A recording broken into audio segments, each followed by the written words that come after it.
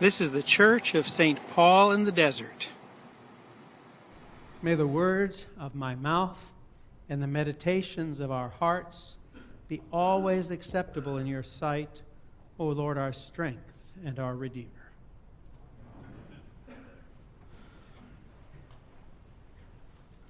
Now, first thing I have to say is that if you get nothing out of the sermon today, please take the hymn that we just sang home with you. Take it and meditate on it, because it's got an amazing message that responds to this gospel in such a deep and thoughtful way. I want you to keep in mind three words. I'm going to say more about them, and they're really not just words, but they're kind of practices. The first is truth. The second is relationship, and the third is wellness. Now, each of those is a word, and each of them is a concept, but I'd rather you think of them as a practice.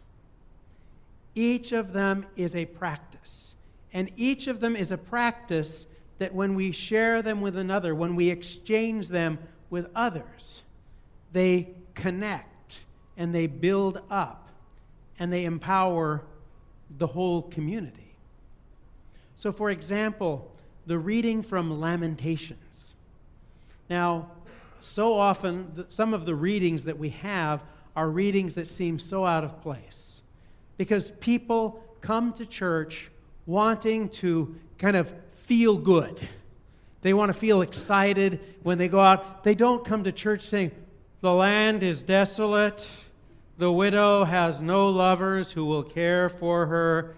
The princes are like stags that have no pasture. They run away." Well, that isn't a feel-good message, is it?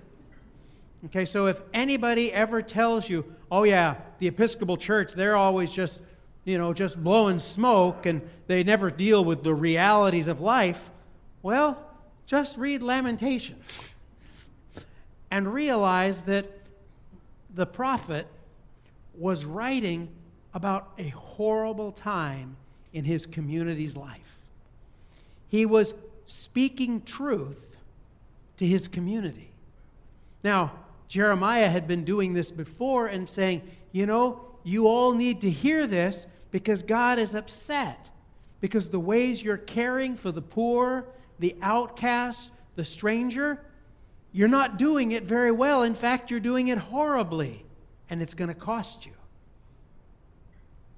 And so now that the Babylonians have taken over, their leadership has, instead of standing and taking the consequences of their behavior or learning from it, they run away.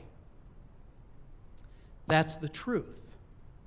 And it's important to hear that, even when it's unpleasant, even when it's something we don't want to hear.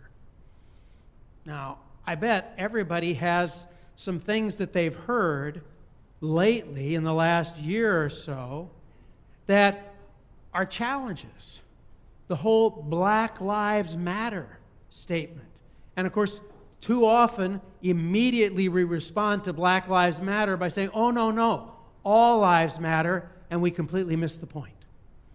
Because Black Lives Matter and all sorts of other kinds of ways in which people are speaking their truth. They're speaking about their lives. The real issue is we don't pay attention. We have our way of thinking about things, and we are really quite good at figuring out ways of ignoring, avoiding, or not hearing anything that might challenge it or anything that might conflict with it. I think especially in this political season, it seems to me more and more people are stuck in one place and don't even acknowledge the possibility that there's another position that might be worth listening to. Starting next week, we're going to be spending some time doing prayers for this election season in a way that encourages us all to listen and to care and to attend to the other. because the single most important part of listening to truth is that it expands our ability to understand what God is doing in the world and to understand how God invites us to live in the world. Truth isn't just a concept, truth is a practice. We're trying to learn that at St. Paul's, for example, in the way that we talk about what our board does when we meet. Now, all of our board meetings are open, but I can tell you that board meetings are not the thing that most people go to for fun. And since we don't televise them, it's not quite like city council, where people can go and put their 2 cents out on television and people can can say, oh yeah, I saw that on TV. So we try to have kind of notes from what we've done. That board meeting is where we talk about our finances, and of course that's truth that everybody loves hearing about, but we have to talk about that. So truth is a really important practice, and it's a practice that we share with one another. We exchange with one another, and we grow. The second one is relationship. And relationship is kind of a linchpin of all of these, because the relationship explains, I think, a significant part of what Jesus had to say to his disciples today. If we ignore relationship, then we are left with a variety of disconnected passages. As somebody said, some scholars think that there were all these sayings that they didn't know what to do with, so they just kind of shoved them into Luke in chapter 17. I think if we focus on relationship, it makes it easier for us to connect the dots and to understand how what Jesus is teaching his disciples might be useful for us. So the disciples come to Jesus and they say, Lord, increase our faith. Well, that didn't come from nowhere. It wasn't like Jesus just walked up to a group of people and the first thing they said was, Lord, increase our faith. Well, there was something that went on before it. What went on before it was that Jesus was talking about how relationships are important and how his followers need to work very hard at maintaining relationships.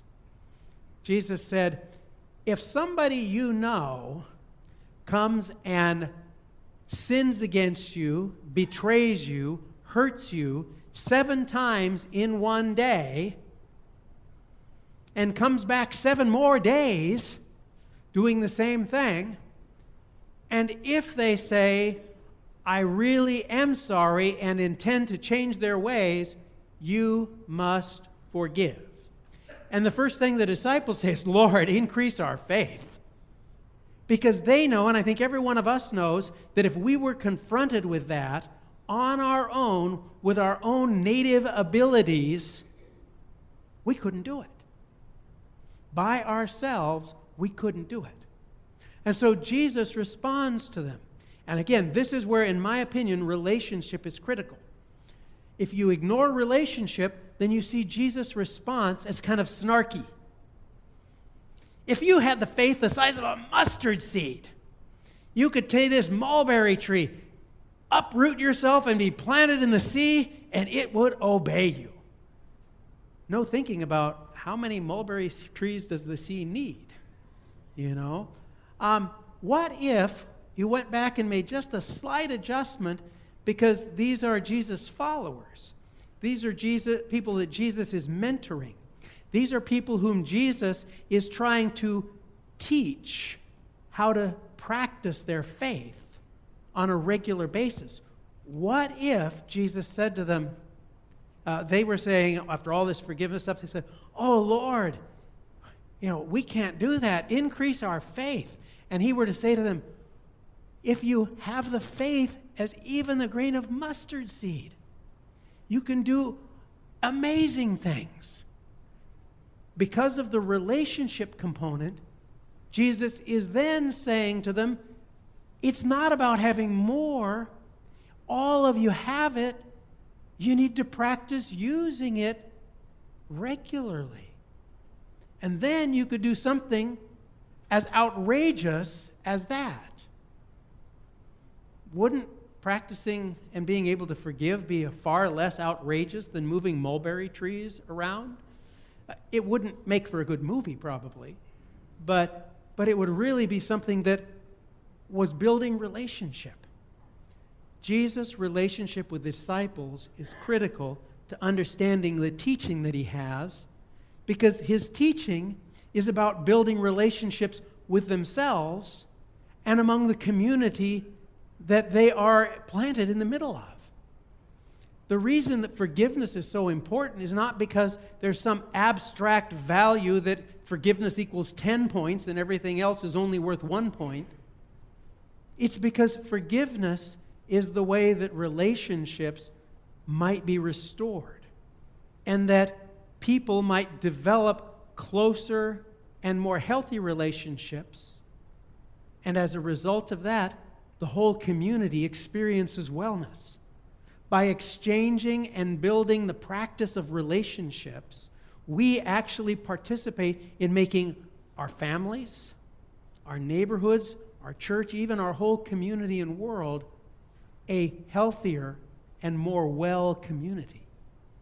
So whenever you see one of these passages that really challenges you, think back about how Jesus and his relationship with the disciples might tell us a way that we might adjust our practice of relationship, so that as we practice truth, as we practice relationship, everything that we do is toward the ultimate goal of building up the wellness of our communities, building up the wellness of God's beloved kingdom. Now, I would bet that everybody here has truths that they're kind of not interested in listening to. That doesn't mean that everything everybody else says is right. It's not about a battle of the facts.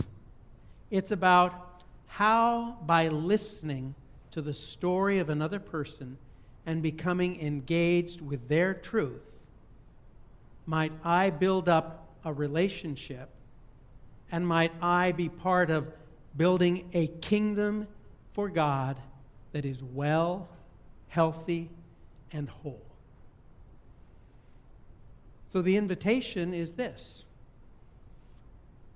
who is someone, what is a position that you've not thought about or listened to?